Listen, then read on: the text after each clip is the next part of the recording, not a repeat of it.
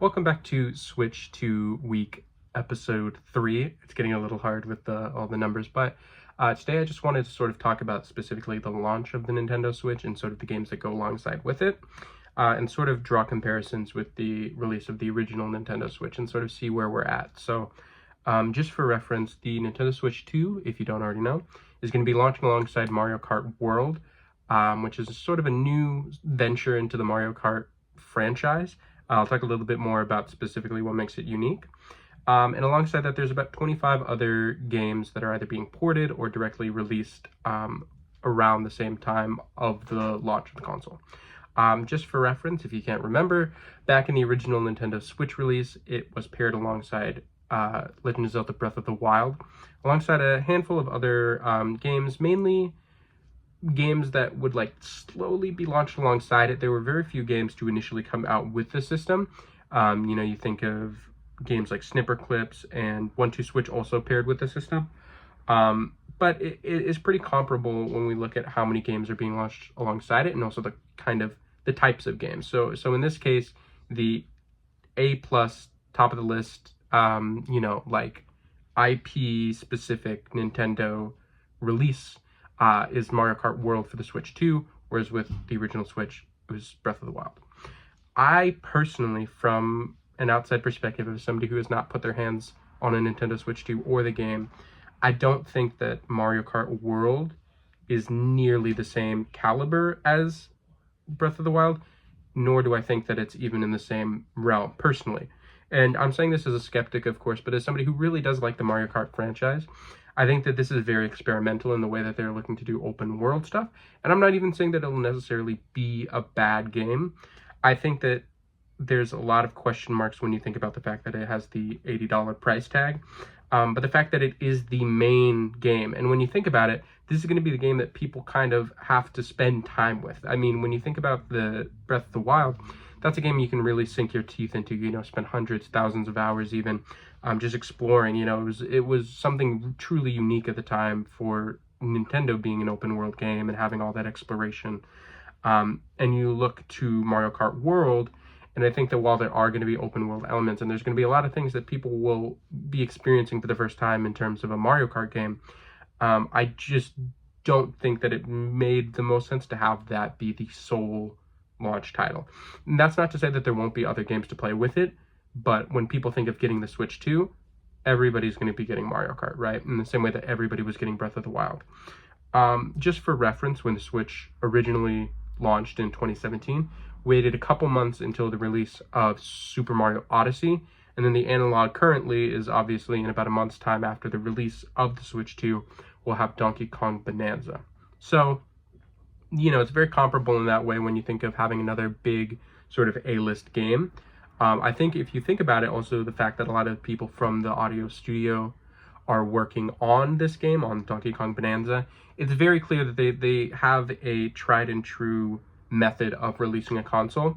And I think that in general, this console seems to be having a lot more support in terms of third-party games and just general support of having games when the console releases. But it's a question of quantity versus quality. And I think there's a good amount of quality games that are being released with the Switch 2. One that I'd like to focus on a little bit is Cyberpunk, which is something that I know is kind of crazy to think that it's on a Nintendo console, but also a handheld console. I myself am very skeptical of it just because obviously the game had a lot of glitches and things that have since been patched and updated. But to think about compressing that onto a Switch console, I'm definitely a little bit skeptical, and I want to make sure that other people get their hands on it first and can tell me whether it's worth actually buying or spending the money on it. But alongside that, there's a bunch of ports of original Nintendo Switch games, so Breath of the Wild, Tears of the Kingdom, that are like slightly upgraded, more modern versions with better graphics, obviously. And I think that will hopefully tide people over till the release of Donkey Kong Bonanza, as well as some other main Nintendo games. In addition to that, you can just play Switch 1 games. They have backwards compatibility, and I definitely plan on doing that either with Smash Bros. Or even possibly with Tears of the Kingdom. I don't see myself buying an upgraded version personally. I don't really see the need in it, besides maybe updated graphics. I think the whole Siri equivalent in the game that's in the updated version is a bit of a gimmick. but maybe it's helpful to some people. And again, that's another thing that I'm going to wait and see on. And that's kind of the general feeling that I have towards the console. It's going to be a lot of wait and see. And when there's going to be a month before a new game releases, there's bound to be a lot of time to wait. So I think that's sort of my takeaway, being this launch is exciting in the sense of new games, and we know already there's a bunch of third-party support, which I'll talk about in another video. But as a whole, I am slightly underwhelmed with the idea of Mario Kart World being the main game that will sell this console. I think with that being the case, and also with the current climate in terms of reselling and lack of availability, I do question whether this console will sell nearly as well initially as the Nintendo Switch.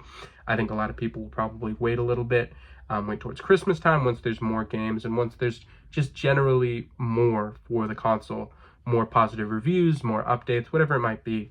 And that's not necessarily a bad thing. I think Nintendo somewhat understands that. I think that being able to sell a Mario Kart game, maybe, there's more people that will play it, but I think that there's certainly less excitement versus something like a Breath of the Wild, or even to a lesser extent, maybe something like a Mario Odyssey. But again, this is all my opinion. This is something that I have from an outside perspective as somebody who has played the Nintendo Switch, who was there for the Nintendo Switch launch.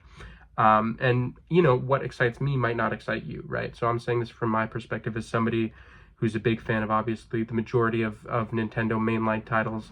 We'll hopefully see another Mario game on this console, mainline Mario game. Hopefully, I know Metroid is supposed to be coming out this year, sort of unspecified when that exact date is. And there's going to be a whole bunch of other third-party games. I know the company that made Elden Ring is making a Switch exclusive game, which is like crazy to think about. Again, I'm going to save a little bit more of that for the third-party video. But that's all to say that I am excited for the Switch 2. I would hope for a little bit more in the way of games by the time the game system releases, but I'll be able to, spend all of my time using the console either playing new games or being able to play games from the past. So I hope maybe some of that resonated with you. Maybe you have different opinions. You can always leave it in the comments if you feel otherwise. But I will see you tomorrow for episode 4. Thanks for watching.